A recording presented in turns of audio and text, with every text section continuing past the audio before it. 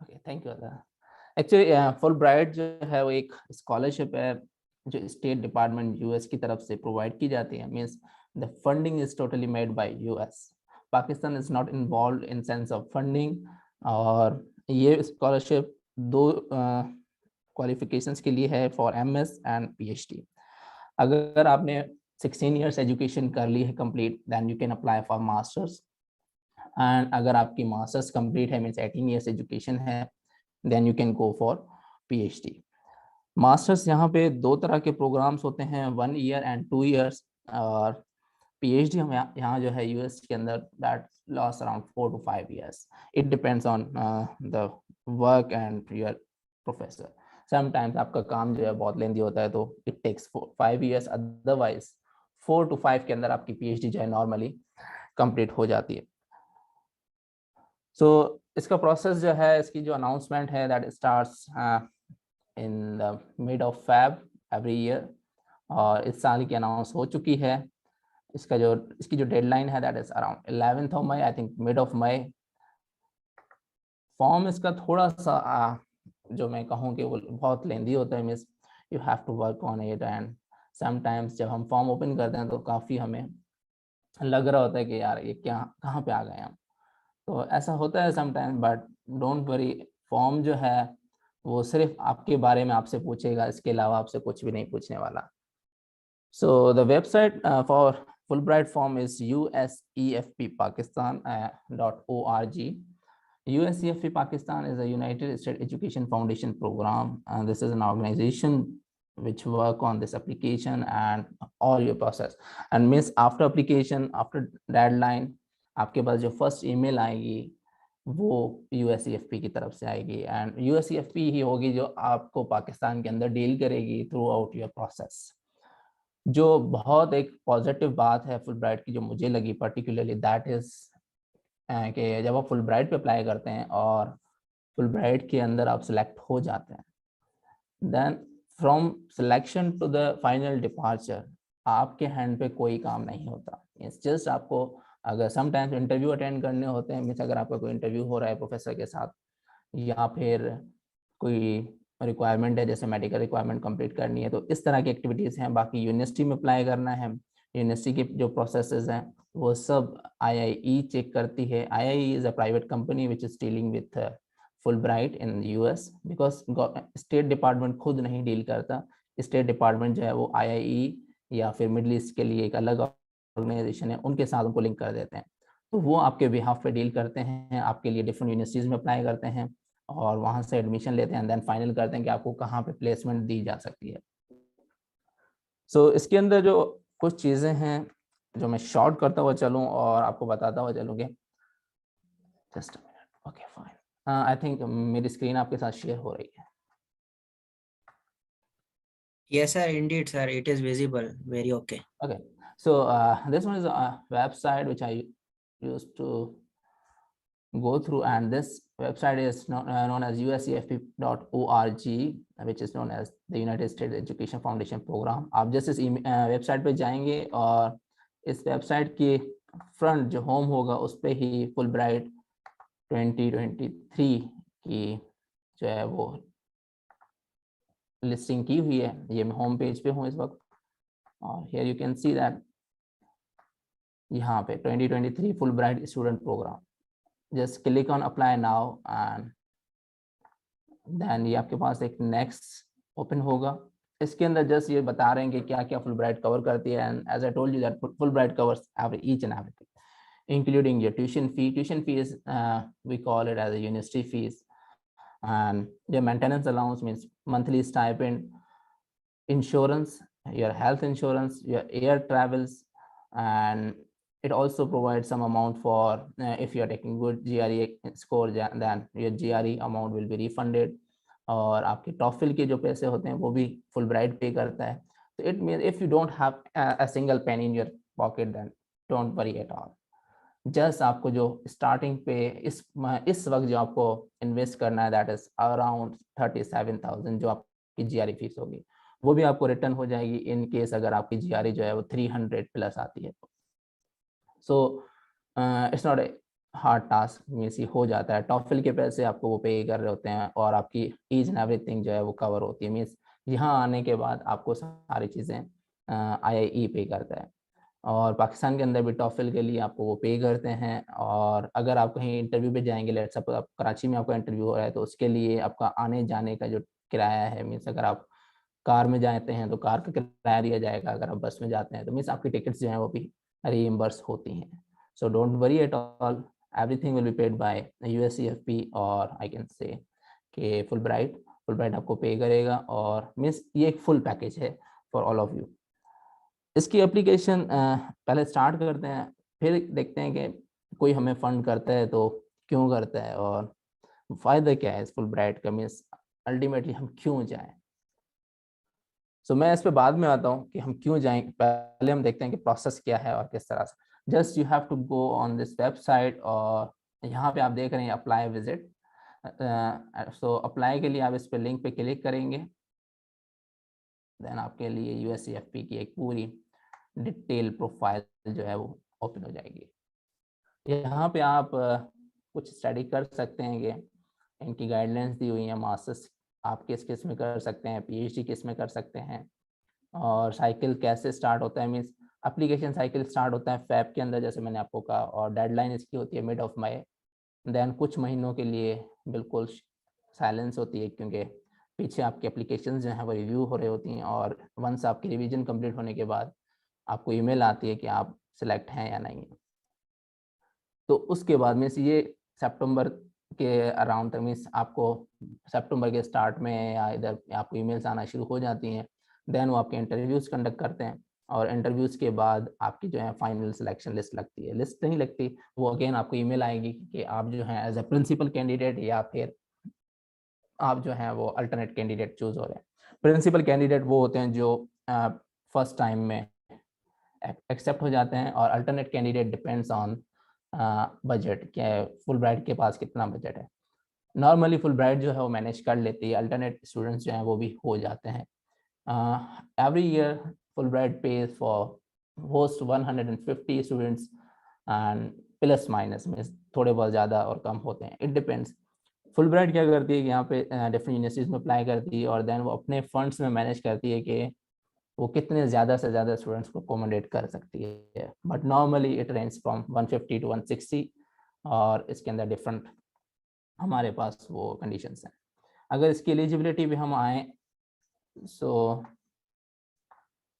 यहाँ पे 3 या 4 बेसिक एलिजिबिलिटीज़ हैं। जो सबसे पहली एलिजिबिलिटी है वो है कि आप पाकिस्तानी सिटीज़न होने चाहिए, आपके पास ग्रीन पासपोर्ट होना चाहिए, और अगर आपके पास ग्रीन पासपोर्ट नहीं है तो आप अप्लाई नहीं कर सकते।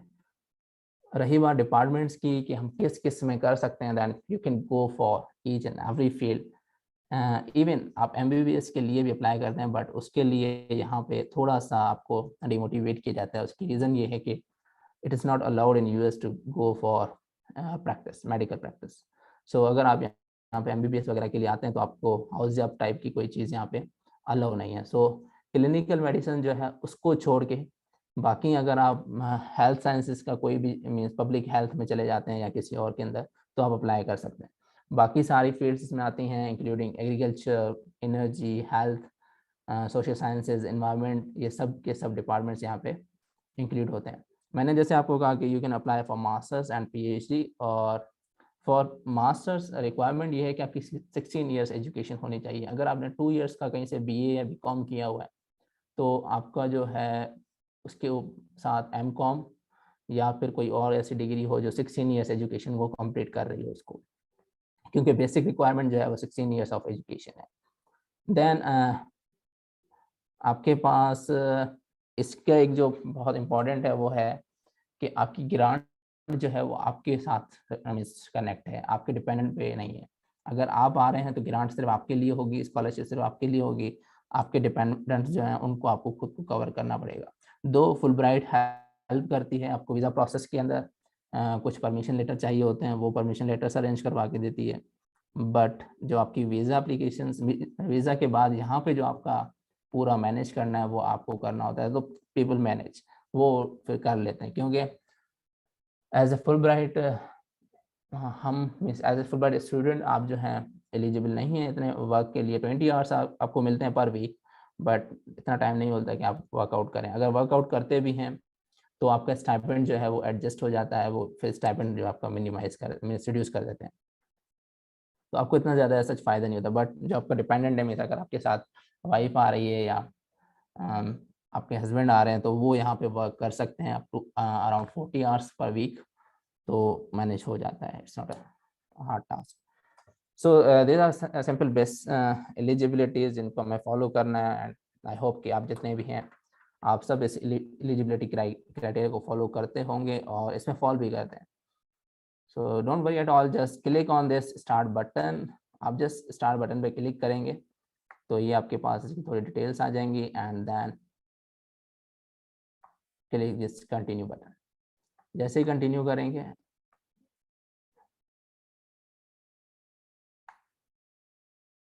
आपके पास ये इसकी डिटेल्स आ चुकी हैं। जस्ट इसको आप रीड करें, सारी जो डिटेल्स गिवन है, जैसे ये सारी वही बातें हैं जो हमने अभी तक डिस्कस की हैं कि क्या क्या है। बाकी जो कुछ रह गई हैं वो मैं आगे डिस्कस करते जाता हूँ। हाँ, इसका प्रोसेस जो है वो यहाँ पे ये मेंशन है। राउंड 1 में जो है आपकी एप्लीकेशन स्क्रीन होती है, जैसे मैंने आपको कहा कि जैसे आप मई में सबमिट कराएंगे तो कुछ वक्त तक जो है बिल्कुल साइलेंट होगी फ्रॉम USCFP। देन आपकी जो एप्लीकेशन हैं वो सारी स्क्रीनिंग में जाएंगी। Then complete application that meet the minimum qualification are evaluated according to the set of establish criteria, ये भी उसी टाइम में हो जाता है। देन राउंड 3 में इन पर्सन और वर्चुअल इंटरव्यूज होते हैं। Previously USCFP conducted all interviews in person, but as we all know that since last 2 or 3 years we have COVID-19, so COVID-19 की वजह से काफ़ी चीज़ें जो हैं वो वर्चुअल हो गई हैं। उसके बेनिफिट्स हैं क्योंकि उससे अमाउंट बचती है और उससे टाइम बचता है, हर चीज़ें जो मैनेज करना है वो ईजी हो जाता है। सो इन पर्सन भी होते हैं और वर्चुअल इंटरव्यूज भी होते हैं, तो be ready for that. It depends कि आपको USCFP किस पे कॉल करती है। देन ये आपके इंटरव्यूज जो हैं वो जुलाई एंड सितंबर के अंदर होंगे। जैसे मैंने आपको कहा कि डिफरेंट टाइम इंटरवल्स पे डिफरेंट लोगों को ईमेल्स आ रही होती हैं। सो ऐसा नहीं होता कि सबको ईमेल एक ही दिन पे आएगी। किसी को ईमेल आ जाइए तो किसी को एक हफ्ते के बाद भी ईमेल आ सकती है। तो जस्ट पैशंस रखना होता है और वेट करना होता है, एंड उसके बाद फाइनली सिलेक्शन होती है। कुछ फाइनल कैंडिडेट्स होते हैं as a principal candidates, and कुछ जो होते हैं वो अल्टरनेट कैंडिडेट्स सिलेक्ट होते हैं in the month of October. जब आपकी ये सब हो जाती हैं, आपको एक एक्सेप्टेंस लेटर आ जाता है फुलब्राइट की तरफ से, देन आपके साथ सारे प्रोसेस स्टार्ट होना शुरू होते हैं। फाइनल अप्रूवल जो है वो foreign scholarship board Washington DC से आता है आपका, जहाँ से आपकी सारी चीज़ें जैसे IIE जो है उसको डील कर रही होती है। अप्लाई के अंदर जस्ट लास्ट में आप ये सारी चीज़ें रीड करते हुए आएंगे तो स्टार्ट एप्लीकेशन करेंगे। एप्लीकेशन इसकी पूरी ऑनलाइन है और आप ये एप्लीकेशन सेव कर सकते हैं एट डिफरेंट इंटरवल्स। मैं इसको लॉगिन नहीं कर रहा, जो इसके मेन फीचर्स हैं मैं आपको बता देता हूँ कि इस एप्लीकेशन के अंदर क्या क्या चीज़ें वो मांगते हैं। सो एप्लीकेशन इज क्वाइट मीन्स मैं कह सकता हूँ कि सिमिलर जैसे आप दूसरी एप्लीकेशंस भरते हैं डिफरेंट स्कूल्स में या फिर कॉलेजेस यूनिवर्सिटीज़ में हम जो एप्लीकेशंस भरते हुए आए हैं, बट यहाँ पे जो है वो एप्लीकेशन थोड़ी सी लेंथ वाइज पड़ी है। मीन्स एप्लीकेशन 20 पेजेस की है, 19 to 20 पेजेस, और इसके जो सेक्शंस होते हैं वो भी 40 प्लस हैं। मीन आपसे 40 प्लस डिफरेंट सेक्शंस में डिटेल्स फिल करनी होती हैं, जिसमें आप नाम से स्टार्ट करते हैं, देन आपकी ईच एंड एवरीथिंग उसमें रिकॉर्ड की जाती है। जो इसमें बहुत इंपॉर्टेंट चीज़ें हैं वो कुछ चीज़ें लाइक मिनिमम रिक्वायरमेंट जो एप्लीकेशन की हम कह सकते हैं at the moment of deadline, वो है आपकी एप्लीकेशन फॉर्म, 3 रेफरेंसेस आपके, और आपकी SOP statement of purpose, and उसके साथ एक आपका मोस्ट इम्पोर्टेंट पैरामीटर होता है वो है रिसर्च ऑब्जेक्टिव। आपके ऑब्जेक्टिव्स क्या हैं, आपकी स्टडी की जो ऑब्जेक्टिव हैं, या आपके आप एज ए PhD स्टूडेंट हैं तो आपके वो रिसर्च ऑब्जेक्टिव कहलाते हैं, otherwise you can say it as study objectives आपके क्या हैं। क्योंकि मास्टर्स यहाँ पे जो है US में वो 2 तरह की होती है, रिसर्च बेस्ड भी होती है और नॉन रिसर्च बेस्ड भी होती है। मीन्स जिसमें आपको एक छोटा मिनी प्रोजेक्ट मिलता है और आप उस पर रिपोर्ट सबमिट करवाते हैं। सो आपके स्टडी ऑब्जेक्टिव्स क्या हैं, आपके SOP, आपके रेफरेंसेस, 3 आपके रेफरेंसेस होने चाहिए, और आपकी एप्लीकेशन फॉर्म प्लस में आपकी GRE। ये 5 चीज़ें जो हैं वो आपकी सबमिट होती हैं विथ योर एप्लीकेशन। बाकी आपकी ग्रेड्स के लिए ट्रांसक्रिप्ट वगैरह वो सारे डॉक्यूमेंट्स जो हैं वो आपके सबमिट होंगे जो डिफरेंट वहाँ पे मांगे जाते हैं, बट वो सारे डॉक्यूमेंट्स आपके पास होंगे। आई डोंट थिंक कि उनमें आपको वर्कआउट करने की ज़रूरत है। जस्ट आपको जो वर्कआउट करना है वो एक है स्टडी ऑब्जेक्टिव, सेकंड है GRE स्कोर, थर्ड है आपका SOP, रेफरेंसेस आपके। अब मैं वन बाय वन आता हूँ। एप्लीकेशन इज क्वाइट सिंपल, मैंने कहा कि आप लॉगिन होंगे, आप फिल करते जाएंगे ईच एंड एवरी पोर्शन को, जहाँ पे जो जो चीज़ मांगी गई है वो चीज़ वहाँ पे प्लेस करनी है। सेकंड जो आपका सबसे इम्पोर्टेंट है वो है SOP और रिसर्च ऑब्जेक्टिव्स। ये भी एप्लीकेशन के ही पार्ट है, मैं इनको अलग नहीं करता, क्योंकि एप्लीकेशन में आप जब ऊपर से आते हैं तो आप डिफरेंट सेक्शंस में ये सारी चीज़ें देख रहे होते हैं कि कहीं भी आपसे SOP मांगी जाएगी और उसके बाद जो है वो रिसर्च ऑब्जेक्टिव्स मांगे जाएंगे। जब SOP और रिसर्च ऑब्जेक्टिव्स की बात आती है तो आप वहाँ पे वो बातें लिखेंगे, एंड देन रेफरेंसेस के सेक्शन में आपको रेफरेंसेस देने होते हैं 3, मीन्स मैक्सिमम 3 रेफरेंसेस हैं हमारे पास। और अगर आप कहीं जॉब कर चुके हैं तो 2 आपके एकेडमिक्स से होने चाहिए, मीन्स आपकी यूनिवर्सिटी से, और एक जो है वो आपके जो भी एम्प्लॉयर आपका है वो आपको रेफरेंस देगा आपको। बट अगर आप स्टूडेंट हैं और आपने कभी कहीं जॉब नहीं की, then don't worry at all, just आपके तीनों रेफरेंसेस जो हैं आपकी यूनिवर्सिटी से होंगे। वो कोई भी प्रोफेसर हो सकता है और वो आपको प्रोवाइड कर सकता है। सो स्टार्ट करते हैं। मेरे ख्याल में रेफरेंसेस से स्टार्ट करते हैं कि रेफरेंस क्या होने। जैसे मैंने आपको बताया कि 3 रेफरेंसेस हैं, आप कहीं कहीं से भी दे सकते हैं, मीन्स एक एम्प्लॉयर, 2 एकेडमिक्स। अगर आपने जॉब नहीं की कभी तो जस्ट आप तीनों के तीनों जो हैं वो अपनी यूनिवर्सिटी से भी ले सकते हैं। But the most important thing is this कि आपके जो रेफरेंसेस हैं वो स्ट्रॉन्ग होने चाहिए। स्ट्रॉन्ग से मुराद ये है कि जो भी आपके बिहाफ पे आपको में से कमेंट कर रहा है उसकी प्रोफाइल होनी चाहिए। ऐसा ना हो कि वो मैं ये नहीं कह रहा कि कैटेगराइज होता है, बट मैं ये कह सकता हूँ कि हमारे यहाँ रैंक्स थोड़ा देखी जाती हैं कि अगर आप किसी प्रोफेसर से ले रहे हैं और उसकी प्रोफाइल बहुत अच्छी है, वो एक बहुत अच्छा रिसर्चर है, और तो वो बहुत ज़्यादा उसके पॉजिटिव आपकी एक इमेज जाती है। अगर आपका एक बिल्कुल ही फ्रेशमैन के साथ आपका है और उसकी प्रोफाइल इतनी स्ट्रांग नहीं है, तो वो थोड़ा मीन्स यहाँ पे क्या है, कंपटीशन है, मेरिट बेस्ड है। मेरिट बेस्ड में आपके पास ये होता है, एक स्टूडेंट है जिसको एक प्रोफेसर रिकमेंड कर रहा है, और एक स्टूडेंट है जिसको एक जो है वो जो समझ के न्यू फ्रेशमैन जो है वो उसको रिकमेंड कर रहा है। तो प्रोफेसर की जो रिकमेंडेशन हैं उसको ज़्यादा कंसिडर की जाती हैं, क्योंकि वो उसे एक प्रोफेसर कर रहा है जो एक रिसर्चर है प्योर। तो आप कोशिश ये करें कि आपकी जो रिसर्च रेफरेंसेस हैं वो आपके सीनियर प्रोफेसर से हों जो बहुत अच्छी प्रोफाइल रखते हों। वो कोई भी हो सकता है मीन्स। तो आप अपनी यूनिवर्सिटी से वो ले सकते हैं 3 रेफरेंसेस। रेफरेंसेस के लिए आपके 2 तरीके हैं। फुल ब्राइट आपको एक वो देती है, क्या कहते हैं, टेम्पलेट। उस टेम्पलेट में आप वो रेफरेंस लेटर जो है वो फिल करेंगे, बट वो आप नहीं देख सकते, ठीक है। वो बिल्कुल यूँ समझ लें कि सील करके आपको लेना है उनसे और वैसा ही आपको भेजना है। अदरवाइज आपको एक ईमेल दी जाएगी, वो ईमेल आप अपने रेफरी को भेजेंगे और रेफरी वहाँ से ऑटोमेटिकली डायरेक्ट सबमिट कराएगा। मीन्स आपको उसके बारे में कुछ भी इतना पता नहीं होगा कि उसके अंदर क्या है। मैं जस्ट आपको टेम्पलेट शो कर देता हूँ। जस्ट मैं थोड़ा इसको एडिट कर लूँ, क्योंकि I don't want to disclose few things.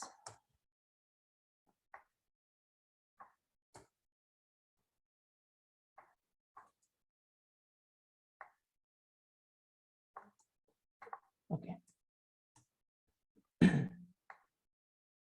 I think this will work.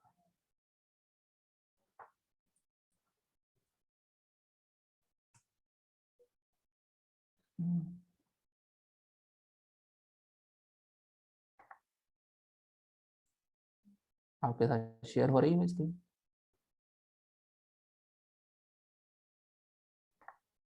No, sir. It's your video only visible. Now, I think yeah, it is visible Oh, now. fine. So this one is a actual template of reference letter, and ये बिल्कुल confidential होगा। अगर आप in person किसी से fill करवाते हैं तो वो आपको सील करके देगा। अदरवाइज आपको एक ईमेल प्रोवाइड हो जाती है, मीन्स वहाँ पे ऑप्शन होता है कि आप डायरेक्टली लेना चाह रहे हैं या इन पर्सन लेना चाह रहे हैं। तो अगर आप डायरेक्टली उस पर क्लिक कर देते हैं तो आपके रेफरेंस की ईमेल पे एक ईमेल जाएगी फुलब्राइट की तरफ से कि इस स्टूडेंट ने आपका नाम दिया है एज ए रेफरी और आप इसके रेफरेंस में कुछ प्रोवाइड करें।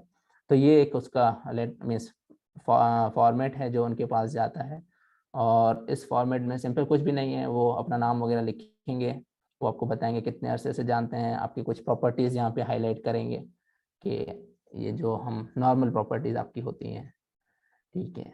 एंड देन ये एक लेटर होता है जिसपे वो राइट अप कर रहे हैं। इस लेटर में मैं ज़्यादा नहीं शो करता, बस क्वेश्चन नंबर 4 जिसको मैं हाईलाइट कर रहा हूँ यहाँ पे, ये वहाँ पे रिटन होता है, जस्ट इसको रीड करना है और इसके अकॉर्डिंग उनको जवाब लिखना होता है। So it's not a big deal. जो भी आपके रेफरीज हैं दे कैन डू दिस, और आप उनसे मिल भी सकते हैं, आप उनसे बात भी कर सकते हैं, तो ये इतना बड़ा इशू नहीं होता, but it's a confidential document again. So references के बाद जो सेकंड इंपॉर्टेंट चीज़ है वो है आपके रिसर्च ऑब्जेक्टिव।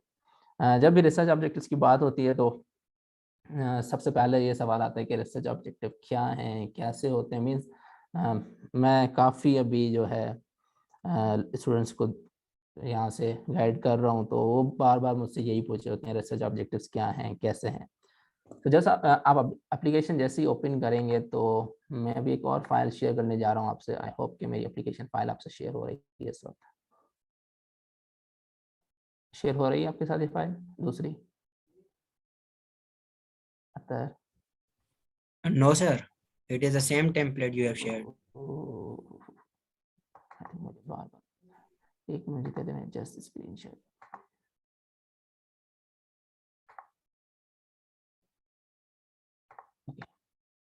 सो ये आपका 27th नंबर पे आता है फुलब्राइट एप्लीकेशन के अंदर, and this states about research objective. और रिसर्च ऑब्जेक्टिव्स के बारे में ये सारी डिटेल लिखी हुई है कि आपका रिसर्च ऑब्जेक्टिव क्या होना चाहिए, कितना होना चाहिए, उसकी लेंथ क्या होगी, और उसमें क्या क्या चीज़ें आप जो है डिस्कस करेंगे।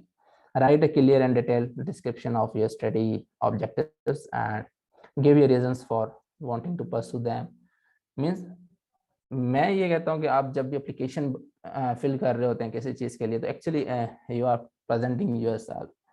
तो आप डेफिनेटली इस वक्त मास्टर्स या पीएचडी के लिए अप्लाई करना चाह रहे हैं, तो आपकी जो प्रेजेंटेशन है, जो मीन्स आप अपने आप को जो वहाँ पे प्रेजेंट कर रहे हैं, उसके अंदर वो वही चीज़ें पूछ रहे हैं जो आपकी पर्सनैलिटी को और इन सब चीज़ों को डिस्क्राइब करें। तो यहाँ पे आपको बताना है कि आपके ऑब्जेक्टिव्स क्या हैं, आप क्या करना चाह रहे हैं, क्यों पढ़ना चाहते हैं आप, ठीक है, आपकी मेजर क्या है, आप किस में स्पेशलाइज होना चाह रहे हैं और उसका इम्पैक्ट क्या होगा, और आप उस ऑब्जेक्टिव को अचीव करने के क्या रूल्स हैं। मीन्स ये समहाउ जैसे अगर कोई एमएस कर रहा है तो उसे पता होगा, जैसे हम एक इनिशियल प्रपोजल देते हैं, समहाउ ये उसी का ही एक पार्ट है। तो आप इसमें डिफाइन कर रहे होते हैं ब्रीफली कि ये सारी चीज़ें किस तरह से मैनेज होंगी। मीन्स मैं एक आइडिया दे दूं कि I am working on energy sector, तो मैंने जो है बताया कि हमारे पास एनर्जी के क्राइसिस, ओवरऑल वर्ल्ड में एनर्जी के क्राइसिस हैं और उसके अंदर काफ़ी सारी रिसर्च हो रही है और स्टिल उसमें कोई इतनी सिग्निफिकेंट प्रोग्रेस नहीं आई। तो मैंने उस हिसाब से उसको मैनेज किया और सारी चीज़ों को कनेक्ट करके एक पूरा यूँ समझ लें कि स्ट्रक्चर बना के उनको प्रोवाइड किया, ताकि वो जब ऊपर से नीचे तक रीड करते हैं तो उन्हें एक आइडिया आए कि हाँ ठीक है, ये इसके ऑब्जेक्टिव्स हैं और ये इस पे इस तरीके से वर्कआउट करेगा to accomplish them. So always keep in your mind कि आपके रिसर्च ऑब्जेक्टिव्स जो हैं वो लिमिटेड ना हो। लिमिटेड इन सेंस के आप ऐसा नहीं कि किसी पाकिस्तान के इशू को ही हाईलाइट कर रहे हो। हाँ ठीक है, हम पाकिस्तानी हैं, then we have to work on Pakistan issues, but up to some extent आपका जो ऑब्जेक्टिव है वो इंटरनेशनल या ग्लोबल इंटरेस्ट के लिए भी कहीं ना कहीं उसकी रिक्वायरमेंट हो। क्योंकि ग्लोबल इम्पैक्ट जब आता है ना, तो आपकी एप्लीकेशन थोड़ी स्ट्रांग हो जाती है, आपके ऑब्जेक्टिव्स थोड़े स्ट्रांग हो जाते हैं, तो आप उसमें अपना प्लस ग्लोबल इंटरेस्ट जो है उसको मीट करवाएं कि किस तरह से दोनों चीज़ें मीट हो सकती हैं। सो इसके अंदर आप 700 to 750 वर्ड्स का लिख सकते हैं, बट जब भी आप रिसर्च ऑब्जेक्टिव लिखने बैठेंगे तो मैं यही कहता हूँ कि वो 1000 से भी ऊपर जा सकता है, ठीक है। और फर्स्ट टाइम में भी वो 300 पे रुक जाए, आप कहें इसके बाद तो मेरे पास कुछ भी नहीं है, बट ऐसा नहीं होता। जस्ट लिखते जाएं, जो भी आपके जहन में आ रहा है लिखते जाएं। ये एप्लीकेशन वन गो में नहीं होती। आप देख रहे हैं कि मैंने वर्ड फाइल में वो सारे टेम्पलेट्स जो हैं कॉपी पेस्ट किए हुए थे और मैं यहाँ पे अलग से उनको राइटअप करके एंड देन मैंने वहाँ पे अपलोड किया है। आप इसको लिखेंगे, देन आप इसको रिव्यू करेंगे, खुद रिव्यू करें, अपने दोस्तों से रिव्यू करवाएं या फिर अपने टीचर्स से रिव्यू करवाएं और वो आपको सजेस्ट करेंगे, गाइड करेंगे, देन उसको आप मीन्स कंटिन्यूस ये वो है इम्प्रूवमेंट का इसके अंदर एरिया ऑफ इम्प्रूवमेंट होती है। तो आप वन गो में नहीं कर सकते, एप्लीकेशन आहिस्ता आहिस्ता फिल होती है। आप ये लिखें और फिर उसको रिव्यू करवाएं एंड देन उसको फिर अपडेट कर दें। तो इस तरीके से आपका रिसर्च ऑब्जेक्टिव हो जाएगा। मे बी स्टार्ट में ये 300 का हो, फिर आहिस्ता आहिस्ता बढ़ता बढ़ता ये जो है 1000 भी क्रॉस कर जाता है, मीन्स 1000 वर्ड्स। जब 1000 वर्ड्स हो जाते हैं तो हम परेशान हो जाते हैं कि अब हम क्या लिखें और क्या जो है डिलीट करें।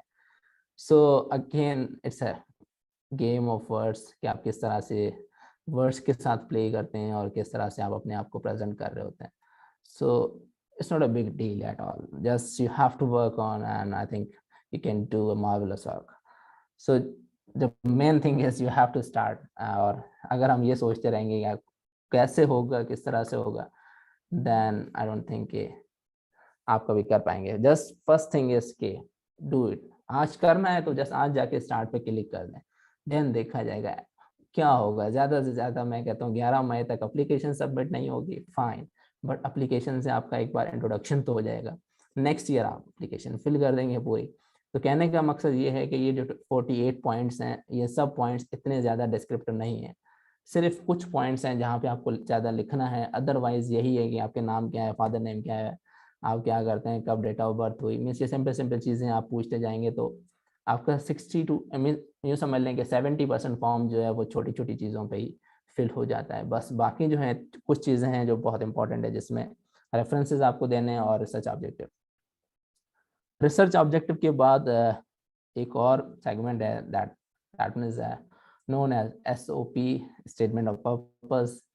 और स्टेटमेंट ऑफ पर्पस के लिए मैं जस्ट ये कहना चाहूँगा आपसे कि स्टेटमेंट ऑफ पर्पस एक्चुअली वो डॉक्यूमेंट है जो आपकी पूरी यूँ समझ लें कि फ्रॉम फर्स्ट में आपकी फर्स्ट क्लास से लेके ना आप अभी जहाँ पे हैं, जिस लेवल पे है ना, वहाँ तक आपने जितना अपने आप को ग्रो किया है, ये उसकी प्योर फिगर है, मीन्स पिक्चर है कि आपको प्रेजेंट कर रही होती है कि आप किस तरह से यहाँ तक पहुँचे हैं और सारी चीज़ें आपने किस तरह से अचीव की हैं। I am not talking about कि आप वहाँ पे जाके ना वो क्या कहते हैं, अपना अपने आप को गरीब शो करना शुरू कर दें कि मैंने इतनी स्ट्रगल की और ये किया। Not at all.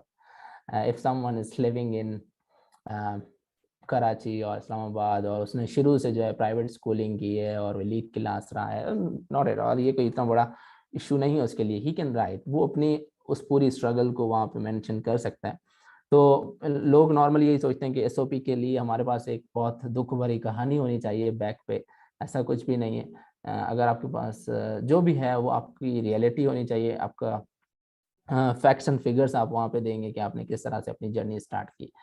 मैंने अपनी जर्नी को थोड़ा सा इस तरह से फिगर आउट किया था कि मैंने अपने आप के बारे में बताया कि मैं अभी जहाँ पे हूँ, मीन्स एज अ लेक्चरर, या मैंने जो अभी एजुकेशन ली है, इसका जो एम था वो किस तरह से, मीन्स ये जो फर्स्ट इसकी जो स्टेप थी वो क्या थी, मैंने कहाँ से जर्नी स्टार्ट की, और इन शॉर्ट में 3-4 सेंटेंसेस के अंदर मैं अपने मेन ऑब्जेक्टिव पे आ गया था।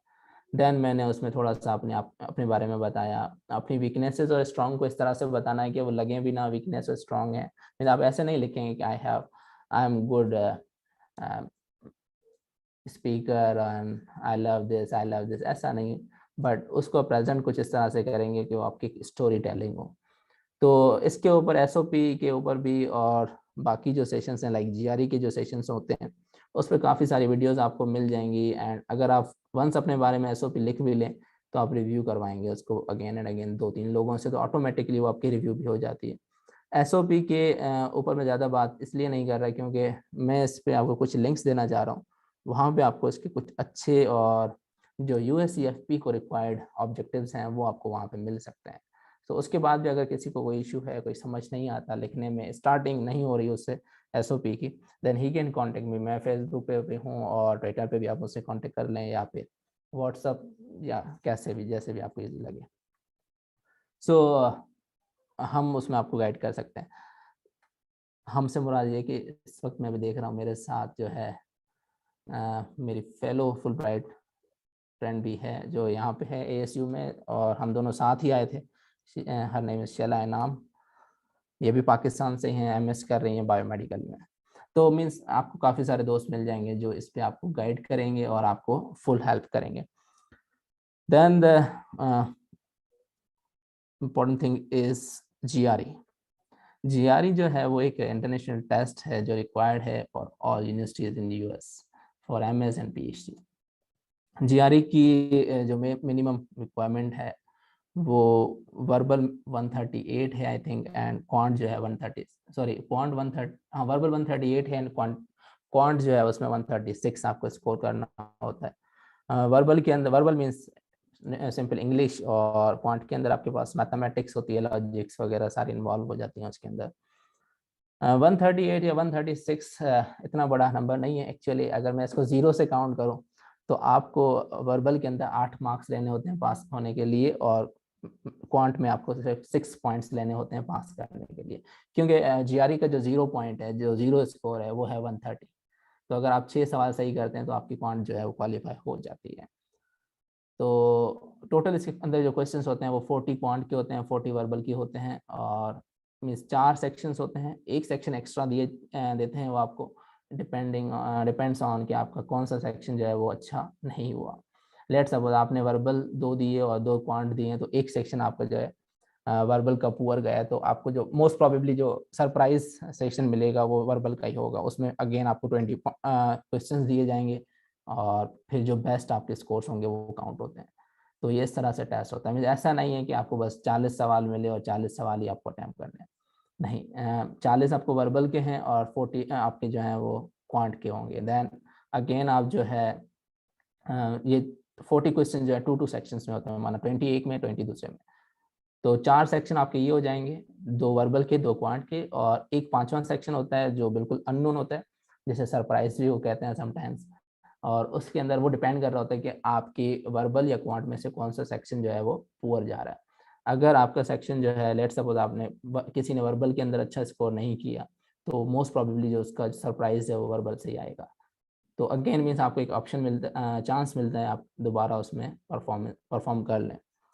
बट मैं नहीं समझता कि, ना ही मैंने कभी सुना है कि 138 या 136 मिनिमम स्कोर पे कोई US आए, या उसकी एप्लीकेशन जो है वो सिलेक्ट हो जाए।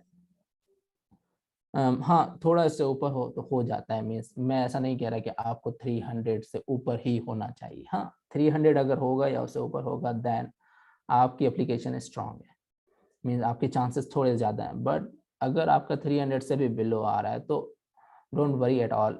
समटाइम्स क्या होता है, हमारे जो डिपार्टमेंट्स होते हैं, लेट्स सपोज एक इंजीनियरिंग स्टूडेंट है, तो उसके लिए क्वांट जो है उसका स्कोर ज़्यादा वैल्यू रखता है as compare to verbal. Let's suppose आपने मैथमेटिक्स के अंदर तो 160 तक स्कोर कर लिया है, बट आपकी वर्बल जो है वो इतनी स्ट्रांग नहीं है, देन फाइन, आपकी वर्बल में अगर 142 145 तक भी है तो आप मैनेज हो जाता है। सो एप्लीकेशन जो वो होती है, प्रोसेसिंग होती है, उसमें ये सारी चीज़ें कंसीडर की जाती हैं। तो अगर आप समझते हैं कि मैं कर सकता हूँ, then go for it. Just practice करनी है और कुछ भी नहीं है। मैथ इतनी मुश्किल नहीं है, वहाँ पे जस्ट लॉजिक्स ऐड होती हैं, तो वो थोड़ी टेक्निक्स हमें सीखनी होती हैं। देन GRE का अगर स्कोर आप ज़्यादा कर लेते हैं 300 प्लस, तो आपको GRE का जो है वो कूपन वापस मिल जाता है, मीन्स आपको पैसे भी वापस मिल जाते हैं। इसके अलावा जो कुछ चीज़ें ऐड होती हैं वो हैं आपकी ग्रेड्स, मीन्स आपकी ट्रांसक्रिप्ट्स वगैरह आप ऐड करेंगे उसके अंदर। अगर आपके पास सर्टिफिकेट्स हैं, लाइक आपने एक्स्ट्रा करिकुलर एक्टिविटीज़ या को करिकुलर एक्टिविटीज़ में कभी पार्ट लिया है, तो आप वो सारी चीज़ें, वो सारे सर्टिफिकेट्स उसमें मेंशन करेंगे। मैं इसमें अब एक इम्पॉर्टेंट बात बताने जा रहा हूँ, वो ये कि यहाँ पे कोई कोटा सिस्टम नहीं है। मीन्स अगर आप समझते हैं कि फुल ब्राइट जो है उसमें कोटा होगी और सिंध की कोटा अलग है, पंजाब की अलग होगी, या लाहौर की, मीन्स कराची या इस्लामाबाद, मीन्स ऐसा कुछ भी नहीं, कोई सिटी बेस्ड नहीं है, कोई प्रोविंस बेस्ड नहीं है, इस टोटली मेरिट बेस्ड। आपकी बैक प्रोफाइल से नहीं देखा जाता, मीन्स आपकी प्रोफाइल के अंदर जो है वो सारी चीज़ें, एक एक चीज़ को अलग अलग तरीके से एवेल्यूएट किया जाता है और उनके पॉइंट्स बनाए जाते हैं। हाँ, अगर आप फीमेल स्टूडेंट हैं, देन आपके पास 5 पॉइंट्स एक्स्ट्रा होते हैं। मीन्स लेट्स सपोज आपकी पूरी एप्लीकेशन को उन्होंने एवेल्यूएट किया, उसको पॉइंट्स देते हैं वो, और आपके 50 पॉइंट्स हुए सपोज, तो 5 पॉइंट्स आपको और मिलेंगे जो अगर आप फीमेल हैं तो, क्योंकि हमारे पास जो है फीमेल एजुकेशन इतनी ज़्यादा नहीं है तो हम उसमें आते हैं।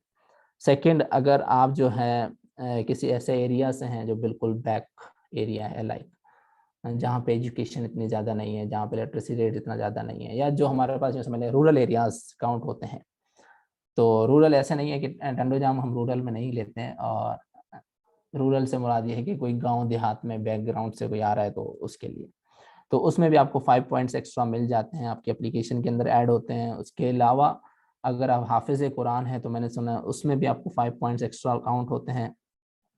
तो ये आपके बेनिफिट्स हैं, ठीक है। अगर आपके पास इनमें से कोई भी एक पैरामीटर आता है तो ओवरऑल एप्लीकेशन के अंदर आपके पास 5 पॉइंट्स ऐड होते हैं। तो मोस्ट प्रोबेबली आपकी एप्लीकेशन जो है वो पूरी मेरिट बेस पे ही चेक हो रही होती है। बाकी ये जो चीज़ें हैं 5 पॉइंट्स हैं, ये आपको मिलते हैं वो आप जो स्ट्रगल करके आ रहे हैं। मीन्स एक हाफिज कुरान है, उसने लाइफ का एक अच्छा पोर्शन जो है वो अपने मदरसे को डेडिकेट किया है, तो वो साइंस से इतना टच में नहीं रहा होगा, तो डेफिनेटली उसका वो पोर्शन उसको थोड़ा सा कंपनसेशन मिलती है। इसी तरह से हमारे पास गर्ल्स को 5% की कंपनसेशन मिलती है, क्योंकि हमारे पास गर्ल्स एजुकेशन इतनी ज़्यादा नहीं है, या फिर कोई गांव देहात से बेचारा मेहनत करके निकल रहा है तो ही डिजर्व, तो उसको 5 पॉइंट्स वो एक्स्ट्रा वहाँ पे मिल रहे होते हैं। बट मैं ये कहता हूँ कि ये कोई इसमें वो नहीं है, ये मेरिट है प्योर, ठीक है। इसमें आपकी सारी चीज़ें इसी तरह से मैनेज हो रही होती हैं।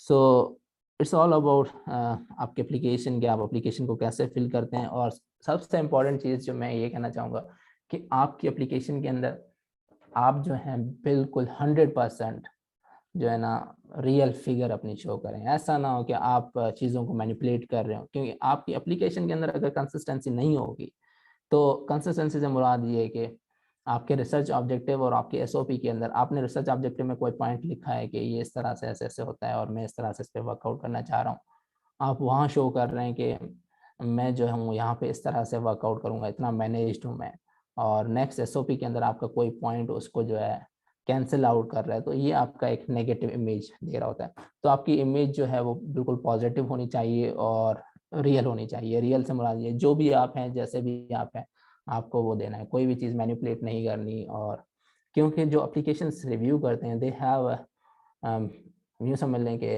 आउट क्लास एक्सपीरियंस, वो सालों से ऐसी एप्लीकेशंस देख रहे हैं और वो एप्लीकेशन देख के समझ जाते हैं कि आप क्या दे रहे हैं, whether you are writing real means right और रॉन्ग, या ट्रुथ है, या फिर आपका कुछ भी जो है आप, मैं ये नहीं कह रहा कि आपका झूठ हो सकता है, बट मैनिपुलेटेड है। सो मैनिपुलेशन पे ना जाएं, जो भी है आप उस पर लिखेंगे, जो भी जिस तरह से भी आपने अपनी लाइफ में सारी चीज़ें की हैं, जो रियलिटीज़ हैं, जो ट्रुथ फैक्ट्स हैं। ग्रेड के ऊपर मैं बात आता हूँ तो गुड ग्रेड्स होने चाहिए। गुड ग्रेड्स से मुराद ये नहीं है कि आपकी 4/4 जीपी होनी चाहिए या फिर 3.5 होनी चाहिए, ऐसा कुछ भी नहीं है। मैं मीन्स मैंने ये भी सुना है कि 2.8 पे भी एप्लीकेशन सिलेक्ट हुई है, ठीक है, बट डेफिनेटली चांसेस आपके कम होंगे। 3.5 आइडियल मानी जाती है, ठीक है, 3.5 और 3.5 से ज़्यादा हो तो आपकी एप्लीकेशन जो है वो आइडियल है फॉर फुलब्राइट। बट अगर आपकी 3.5 भी नहीं है, लेट सपोज आपकी 3.2 है, 3.1 है, तो भी आपकी एप्लीकेशन प्रोसेस हो सकती है, आप सिलेक्ट हो सकते हैं। फिर वो आपकी एप्लीकेशन जो है वो दूसरी जगहों से एडजस्ट हो जाती है। जैसे मैंने अभी आपको कहा कि इसके अंदर पॉइंट्स हैं, पॉइंट्स मीन्स आपकी जितनी जीपी अच्छी होगी उतने पॉइंट्स आपके ज़्यादा होंगे। और अगर आपकी लेट सपोज जीपी आपकी अच्छी नहीं है, आपके ग्रेड्स अच्छे नहीं है, तो आपकी जीआरई स्कोर आपको एडजस्ट कर सकती है। आप उतना जीआरई अच्छा परफॉर्म करें तो जीआरई के पॉइंट्स जो हैं वो ज़्यादा आपके होंगे, तो ऑटोमेटिकली कंपनसेशन हो जाती है। So don't worry at all, ये सारी चीज़ें हो जाती हैं। अगर आपकी सीजीपीए जो है वो 2.1 भी है, सॉरी 2.1 कह रहा हूँ मैं, 3.1 भी है, तो आप अप्लाई करें। फिर आपको जीआरई थोड़ी सी स्ट्रांग रखनी होती है, उसमें स्कोर करना होता है आपको, तो ताकि आपके जो पॉइंट्स हैं वो सारे मैनेज हो रहे हों वहाँ पे। इसके अलावा जो चीज़ें हैं बाकी सारी वहाँ पे मेंशन हैं। एसओपी के अंदर क्या चीज़ें आपको लिखनी है वो इसी तरह से जैसे मैंने आपको बताया अभी कि रिसर्च ऑब्जेक्टिव्स की एक पैराग्राफ लिखा हुआ है कि हम क्या क्या करें और किस तरह से करें। तो इसी तरह से आपके पास जो है वो एसओपी के लिए भी एक छोटा शॉर्ट पैराग्राफ गिवन होता है कि आप एसओपी के अंदर क्या क्या चीज़ें दें। कोशिश करें जो चीज़ें वो मांग रहे हैं उन चीज़ों को एड्रेस किया जाए, ठीक है। कुछ वहाँ पे यूँ समझ लें कि क्वेश्चंस हैं वो क्वेश्चंस आपको वहाँ पे देने होते हैं, उनके रेस्पॉन्सेस देने होते हैं। अगर आपकी जो वो है एसओपी है उसके अंदर कोई ऐसा क्वेश्चन नहीं है कुछ इस तरह का, मीन्स कोई ऐसी चीज़ जो है जो आप हाईलाइट नहीं कर रहे जो उन्होंने रिक्वायर की है, तो डेफिनेटली आपकी एप्लीकेशन थोड़ा सा फिर पुअर शो हो रही होती है। मैं आपको शो करता हूँ इसका एक question, this one, I hope आपको शेयर हो रहा होगा। एसओपी की जो लेंथ है वो भी 700 to 750 वर्ड्स की होती है, और आप इसको अगर मैं आपके लिए रीड कर देता हूँ, आई होप कि आपको हेल्प करे। This person statement should be narrative statement and describing how you have achieved your goals. जो अभी आप जिस लेवल पे हैं, जैसे मैंने आपको बताया कि जो सबसे पहली चीज़ें आपको बताना है, आपको नैरेट करना है कि अभी जहाँ पे आप हैं, यहाँ इस पॉइंट पे पहुँचने के लिए, इस गोल को अचीव करने के लिए, देखें ऐसा नहीं अपने आप को प्रेजेंट करना कि बस मैं आ गया यहाँ पे कैसे भी करके, ठीक है। हाँ, मैंने ऐसा लिखा था कहीं किसी पोर्शन में कि मैं बस आ गया यहाँ पे, बट उस जाने वाली पॉइंट को भी ना आपको मैनेज कुछ ऐसा करना है, प्रेजेंट कुछ इस तरह से करना है कि वो आपकी स्ट्रेंथ शो, उसको भी वीकनेस नहीं होनी चाहिए, ठीक है। नॉर्मली हम जहाँ पे रहते हैं वहाँ पे हम सब फैक्ट्स एंड फिगर्स के साथ हैं कि हम सोसाइटीज़ की मीन्स उस पर जाते हैं कि अगर सब मेडिकल में जा रहे हैं तो लम्स में जाना है, प्री इंजीनियरिंग लिया है तो मेहरान में जाना है, या किसी नस्ट में जाना है, या एनईडी में जाना है, बट ऐसा कुछ भी नहीं है। ये सब जो है सीट्स पे रिक्वायर्ड होता है। मीन समटाइम्स आप हैदराबाद डिस्ट्रिक्ट से अगर हैं तो आपके मेहरान के अंदर बहुत लिमिटेड सीट्स हैं, बट ये आपको आपकी जो स्किल्स हैं या आपकी जो क्वालिटी है उसको वो नहीं कर सकते, पॉइंट्स नहीं कर सकते हम। अगर आप हैदराबाद डिस्ट्रिक्ट में 84 में नहीं आ रहे तो नॉट नेसेसरी कि आप इंटेलिजेंट नहीं है, you are a genius guy, so just work on it. जो भी आपके पास है उस गोल को आप बताएं, उसको नरेट करें। Then the second point, it should not be mere listing of facts. जैसे मैंने आपको बताया कि ऐसा नहीं है कि एक वो फिर लिस्ट बनाते जाएंगे जैसे घर का राशन की लिस्ट होती है, ऐसा ना होना चाहिए। थोड़ा सा उसको आपको मीन्स एक स्टोरी टेलिंग की तरह उसको ब्रीफ करना होता है। It should include information about your education. अब देखें ये चीज़ें वो बता रहे हैं कि क्या क्या होना चाहिए आपके पास, आपकी एजुकेशन हो, प्रैक्टिकल एक्सपीरियंसेस अगर आपके पास हैं, वो स्पेशल इंटरेस्ट आपके आपके करियर प्लान्स, ये सारी चीज़ें उसमें आ रही हों। Describe any significant factor that have influence your education और प्रोफेशनल डेवलपमेंट। कोई ऐसी बात जिसने आपको आपकी जो लाइफ को पूरा टर्न किया हो इन टर्म्स ऑफ एजुकेशन और प्रोफेशनल डेवलपमेंट में, तो आप वो पॉइंट लिखें। Comment on the number of years of practical experience, अगर आपके पास कोई एक्सपीरियंस है तो आप उसको भी कमेंट कर सकते हैं, और ये सारी चीज़ें आप इसमें मेंशन करेंगे। बट आपकी जो पूरी एसओपी है वो इन कुछ बातों के सराउंड में घूमती रहेगी। ऐसा ना हो कि आप इनसे बहुत दूर हो जाएं और आप कुछ और डिफाइन कर रहे हो और इनकी रिक्वायरमेंट कुछ और हो। तो ये थोड़ा सा फोकस रहें कि जो चीज़ें आपसे मांगी जा रही हैं उन चीज़ों को आप ज़्यादा फोकस करें, और उन चीज़ों को आप जितना हो सके ये 700 to 750 वर्ड्स के अंदर आप ब्रीफ करें। मैं ब्रीफ इसलिए टर्म यूज़ कर रहा हूँ क्योंकि हमारी लाइफ, हमने कोई अगर हम बैचलर कर चुके हैं देन 22 ईयर्स हमारी लाइफ हो चुकी है, और 22 सालों के अंदर हमारे पास बहुत ज़्यादा स्टफ होता है लिखने के लिए, बट उसको थोड़ा सा ब्रीफ करना है। जो अच्छी स्ट्रेंथ्स हैं, जो पॉइंट्स हैं आपके, वो आप मेंशन करें।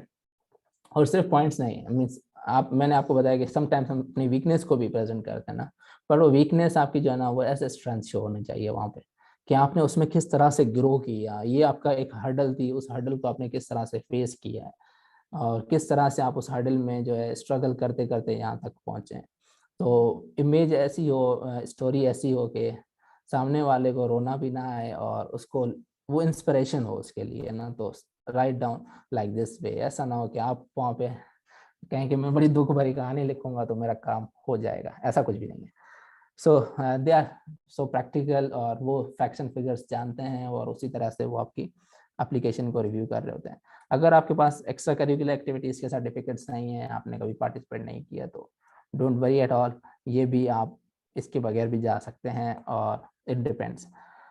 पॉइंट्स हैं आपके कुछ इसके, वो पॉइंट्स आपको नहीं मिलेंगे, बट अगर आपके वो पॉइंट्स कहीं और से मैनेज हो जाते हैं then fine. It's all about your own interest कि आप कितना उसके अंदर एप्लीकेशन के अंदर डिफाइन करते हैं चीज़ों को और किस तरह से करते हैं। सेकंड, जो लास्ट में बात कहना चाहूँगा वो ये है कि आपकी एप्लीकेशन पूरी की पूरी जो है वो कंसिस्टेंट होनी चाहिए। कंसिस्टेंट से मुराद ये है कि from first to last point आपके सारे वो कहते हैं ना चीज़ें जो है एक दूसरे के साथ कनेक्ट हों। ऐसे ना हो कि कहीं भी आपने एक बात कही और आगे आके वो बात आपने उसके साथ कैंसिल कर दी हो। वो एक कंसिस्टेंसी होती है ना, ये एक आइडिया आपके ज़हन में होता है कि यार मुझे ये करना है, वो फिर वहाँ पे डिस्टर्ब हो रहा होता है। तो वो समझ जाते हैं कि ये यहाँ पे एप्लीकेशन जो है वो इसने मैनेज की है, माना यहाँ पे ट्रुथ जो है वो कम हो, फैक्ट्स कम होंगे यहाँ पे डेफिनेटली कुछ ना कुछ जो है चीज़ें बाहर से इसने इनकॉर्पोरेट की है।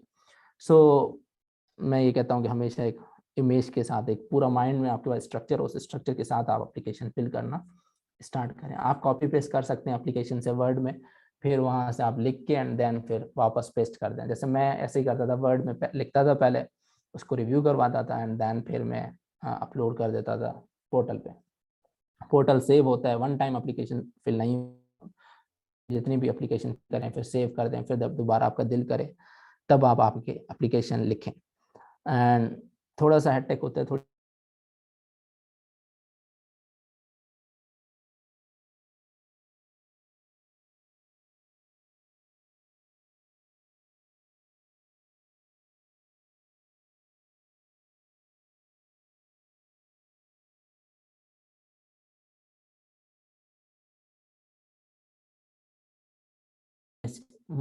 ये ये क्वेश्चन हमेशा मेरे ध्यान में रहता है।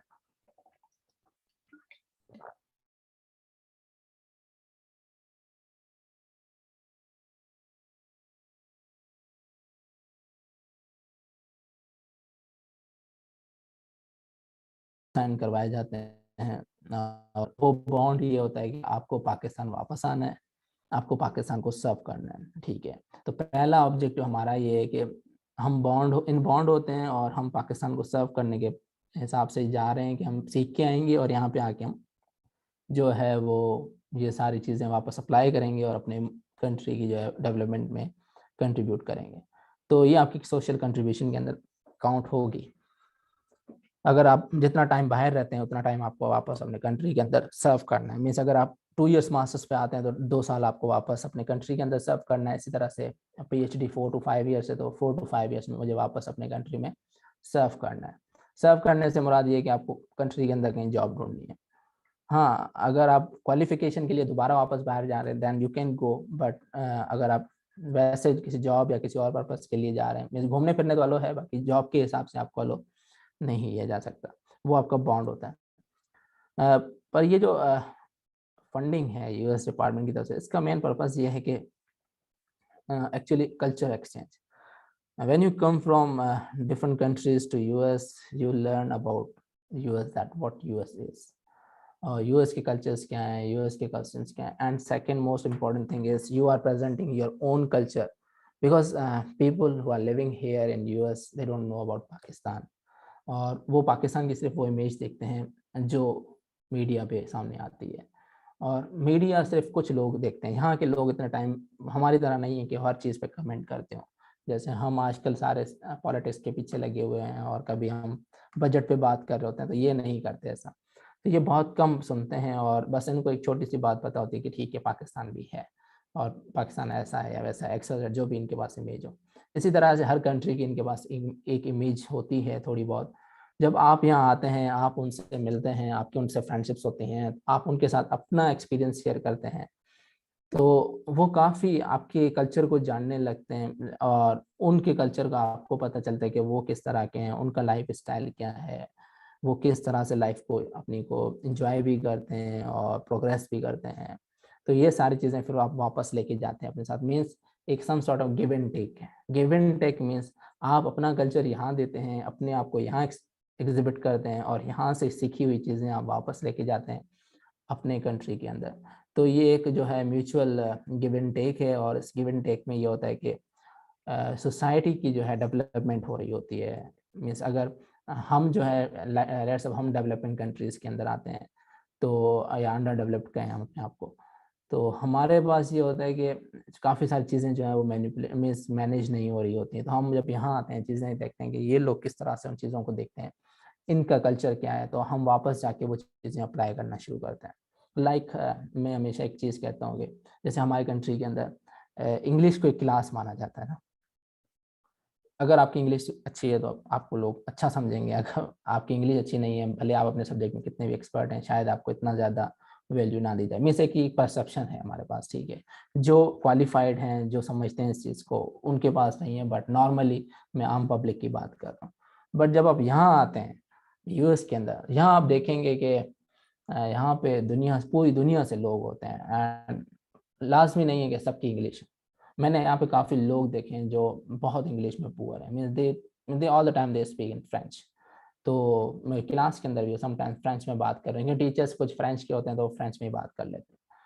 तो ये भी एक पॉसिबिलिटी है कि अगर आप किसी टीचर से वो कर रहे हैं, गैदरिंग कर रहे हैं, और टीचर अगर आपका फ्रेंच स्पीकिंग है तो वो आपको फ्रेंच बोल सकते हैं। और यहाँ पे नहीं देखा जाता, अगर आप यहाँ गलत भी इंग्लिश बोल देते ना तो कोई आपको ये नहीं कहेगा, इवन एक नेटिव अमेरिकन भी आपको ये नहीं कहेगा कि आपकी इंग्लिश, आपने गलत सेंटेंस बोला, आपने ये गलत लगा, ठीक है, वो आपकी बात को समझेगा और आपको रेस्पॉन्स करेगा। इट्स सेम एज कि जैसे हम अपनी मदर टंग बोलते हैं ना, सिंधी, उर्दू, इसमें हम कभी ग्रामर की केयर नहीं करते ना, तो ऐसा ही है यहाँ पे भी। जब आप बात करते हैं तो जस्ट सेंस देखा जाता है, और वो सेंस मिल रहा है, इट्स फाइन। मेन आपकी जो क्वालिटी है, मेन जो आपकी इमेज है, दैट डिपेंड्स ऑन कि आप अपने फील्ड के अंदर कितना एक्सपर्ट है। तो ये सारा गिव एंड टेक है, और इसी के लिए यूएस डिपार्टमेंट ऑफ स्टेट जो है वो इसको फंड कर रहा है कि आप आएँ डिफरेंट कंट्रीज़ के अंदर, कंट्रीज से, और आप यहाँ पे अपना कल्चर एग्जिबिट करें, और यहाँ से जो है यहाँ का कल्चर आप अपने सोसाइटी के अंदर वापस जाके शो करें कि वो किस तरह से, ताकि एक ओवरऑल जो है ग्रोथ हो रही हो कम्युनिटी की। मीन्स अदरवाइज ये होगा कि जो डेवलप्ड हैं वो डेवलप्ड होते जाते हैं और हमें पता ही नहीं चलता कि दुनिया कहाँ है। तो ये जो गैप है, उस गैप को रिड्यूस करने के लिए अभी भी हमें, जैसे हम नॉर्मली बात कर रहे होते हैं कि we are far behind than developed countries, यहाँ पे एक चीज़, एक टेक्निक आती है तो हमारे पास पहुँचते पहुँचते उस टेक्निक को 50 साल लग जाते हैं, ठीक है। तो जैसे पाकिस्तान के अंदर मैंने नहीं देखा कि इतनी ज़्यादा टेस्ला कार या इलेक्ट्रिक कार्स जो हैं वो पॉपुलर हैं, बट यहाँ पे जब आप आएंगे तो यहाँ पे आप देखेंगे ज़्यादातर लोग जो हैं वो इलेक्ट्रिक कार्स पे फोकस कर रहे होते हैं, और उन पे बहुत ज़्यादा उनकी डेवलपमेंट है। उनकी जो इंस्टीट्यूट्स हैं, उनकी रिसर्च जो है वो स्टेट बेस्ड रिसर्च होती है ज़्यादातर। मीन्स अगर मैं एरिज़ोना में हूँ तो Arizona is bit harsh in environment, means harsh इस तरह से, जैसे हमारे पास जामशोरों की बात की जाए तो थोड़ा गर्म रहता है, और कभी भी मौसम इसका चेंज हो जाता है, धूप बहुत ज़्यादा रहती है यहाँ पे। तो उस केस के अंदर इनका जो ज़्यादा फोकस है वो यही है कि क्या चीज़ें यहाँ पे हम करें, हम यहाँ पे क्या क्या चीज़ें कर सकते हैं इस वेदर के एनवायरनमेंट में, वेदर के हिसाब से। तो चीज़ें उसी हिसाब से मैनिपुलेट होती हैं, मैन्युफैक्चर हो की जाती हैं। लेट्स सपोज कि अगर आप बैटरी यूज़ कर रहे हैं तो बैटरी उस टेम्परेचर पे सर्वाइव करेगी नहीं करेगी, तो ज़्यादातर जो फोकस होता है वो स्टेट बेस्ड होता है, एंड देन फिर ये जो है अपने कंट्री और ग्लोबल अप्रोचेस को यूज़ कर रहे होते हैं। सो आपको भी ये सारी चीज़ें यहाँ के पता चलती हैं कि हम वहाँ पे क्या कर रहे हैं, हम किस तरह से अपने आप को मैनेज कर रहे हैं, और ये लोग किस तरह से मैनेज कर रहे हैं। देन यहाँ पे जब आप आते हैं तो यहाँ पे टेक्निक्स देखते हैं, किस तरह से लोग चीज़ों को मैनेज करते हैं, और क्या चीज़ किस तरह से परफॉर्म, मीन्स कौन सा टास्क कैसे परफॉर्म किया जाता है। तो ये सारी चीज़ें फिर आप वापस जाके वहाँ अप्लाई करते हैं। तो वो जो एक गैप था ना, कि एक चीज़ यहाँ पे प्रोड्यूस हुई और वहाँ पे पहुँचते पहुँचते 50 साल लग गए, अब आप यहाँ आ गए, आप यहाँ से सीख के वापस जा रहे हैं, तो वो आइडिया, वो कॉन्सेप्ट मीन आपके पास, आपके कंट्री के अंदर जल्दी पहुँचेगा। सो always keep in your mind that full bride एक फुल पैकेज है। फुल पैकेज से मुराद ये है कि आप यहाँ पे एकेडमिक्स के साथ कल्चर सीख रहे होते हैं, आप यहाँ पे एकेडमिक्स के साथ पूरी दुनिया से मिल रहे होते हैं, और सब दुनिया के मीन्स डिफरेंट एरिया से लोग आ रहे होते हैं, उनके डिफरेंट कल्चर, डिफरेंट उनकी टोन्स, डिफरेंट लैंग्वेजेस, आप उन सब को देख रहे होते हैं और उन सब के साथ एंजॉय कर रहे होते हैं कि अपनी लाइफ को। हाँ, थोड़ा सा स्टार्ट में थोड़ी होम सिकनेस होती है, ठीक है, क्योंकि हम जो हैं घर से बहुत कनेक्ट होते हैं, फैमिली से बहुत कनेक्ट होते हैं, बट डेफिनेटली अगर आपको अच्छी कंपनी मिल जाती है तो आप वो कर सकते हैं। बाकी आजकल गैप्स कम हो चुके हैं, हमारे पास यूट्यूब, व्हाट्सअप सब कुछ चलता है, तो आप 24/7 अपनी फैमिली के साथ भी कनेक्ट रह सकते हैं। बट ओवरऑल आपके एक्सपीरियंस के अंदर ये चीज़ जो है आपको ज़्यादा बेनिफिट करने वाली है। तो it's all about full bride application. बाकी आप स्टार्ट करेंगे तो आपको थोड़ा सा आइडिया होगा कि क्या क्या होगा। इसके अंदर बस ये है कि आपकी जो GRE है वो 11 मई से पहले आपको GRE के अंदर अपीयर होना है।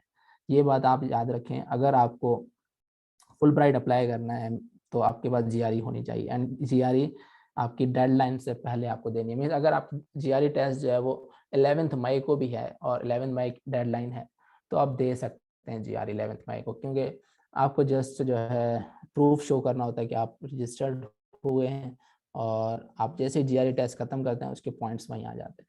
तो अनऑफिशियल स्कोर आपकी स्क्रीन पे होता है, वो अनऑफिशियल स्कोर आप नोट कर लेते हैं और वो अपनी एप्लीकेशन के अंदर आप लिख देते हैं। फिर जैसे ही आपका ऑफिशियल स्कोर कार्ड आता है तो आप वो भी भेज देंगे उनको। तो बस ये है कहने का मकसद कि आप इसको अप्लाई करें, और स्लॉट्स बहुत कम होती हैं GRE की, क्योंकि सिंध के अंदर जो सेंटर हैं वो कराची में हैं GRE के मेरे ख्याल में से, और वो भी फिल होते हैं क्योंकि काफ़ी सारे लोग अप्लाई कर रहे होते हैं। बट अगर आपको स्लॉट नहीं मिल रही then you can directly contact USCFP Pakistan, और USCFP पाकिस्तान जो है आपके लिए कोई स्लॉट अरेंज कर सकता है। मीन आप उनको कांटेक्ट कर सकते हैं। आप USCFP कराची ऑफिस जो है उनको ईमेल करें या उनसे फ़ोन पे बात करें तो वो आपके लिए अरेंज कर सकते हैं कोई slot. Mean they can help, और वो काफ़ी पॉजिटिव हैं, बहुत हेल्प करने वाले हैं। सारे पाकिस्तानी हैं, मीन्स कोई ऐसा नहीं है कि यार पता नहीं कौन होंगे, सब पाकिस्तानी हैं। वो आपसे बात करेंगे, आप इजीली उनसे बात कर सकते हैं कि आपके साथ क्या इशू है। इसके अलावा ऐसी कोई और चीज़ है नहीं जो अभी डिस्कस की जाए। हाँ, अगर आपको SOP या GRE के ऊपर कोई सेशंस अटेंड करने हैं तो USCFP फेसबुक पेज भी है, एक United State education foundation program का एक पेज है, ठीक है, फेसबुक पेज। उस पर मैं अभी देख रहा था कुछ दिनों पहले से ना उनकी एक्टिविटीज़ स्टार्ट हो चुकी हैं। वो डिफरेंट सेशंस जो हैं कंडक्ट कर रहे हैं टाइम टू टाइम, और उनके अंदर वो ब्रीफ कर रहे हैं कि GRE कॉन्ट क्या है, GRE वर्बल क्या है, और उसमें किस तरह से परफॉर्म किया जाए, SOP किस तरह से लिखी जाए। मीन्स आप वो सारी चीज़ें वहाँ से भी चेक कर सकते हैं। तो जस्ट आपको फुल ब्राइट की जो है फेसबुक पेज को सर्च करना है।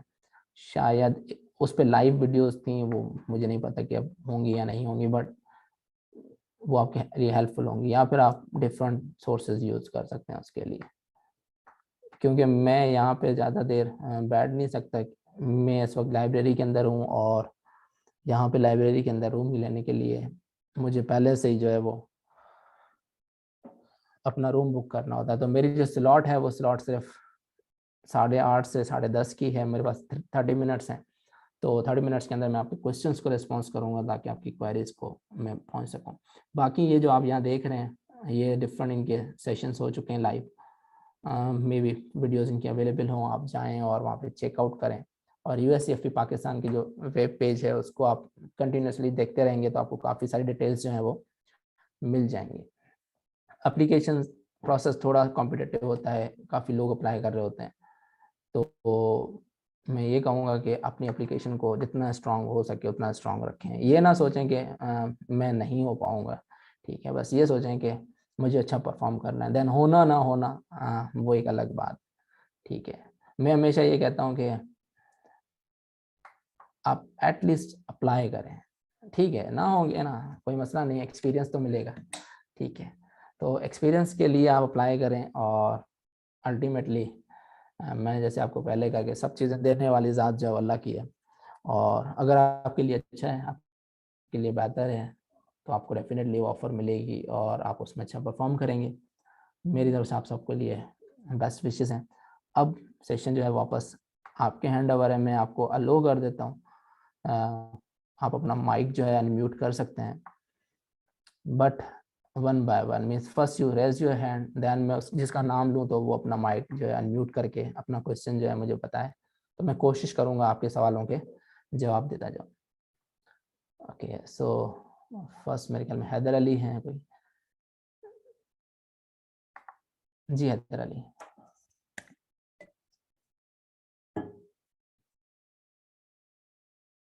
आई थिंक मैंने अलो कर दिया है हैदर अली आपको, आई मीन सबको अलो कर दिया। अस्सलाम वालेकुम डियर सर। वालेकुम सलाम। Sir how are you sir? I am good. Sir मुंहिंजो क्वेश्चन इहो ई आहे त अगरि असां वटि आइल्स या टॉफिल जो जेकॾहिं स्कोर आहे त असां GRE करणु लाज़मी आहे असां लाइ? हिन लाइ ॾिसो GRE जेका आहे उहा रिक्वायरमेंट आहे एडमिशन जी, सो एक मिनट ओके GRE जेका आहे उहा रिक्वायरमेंट आहे एडमिशन जी सो टॉफिल या आइल्स जेको आहे उहो अलॻि हिकिड़ो सेक्शन आहे टॉफिल और आइल्स जो है वो सिर्फ आपकी लैंग्वेज टेस्ट है बाकी GRE आपका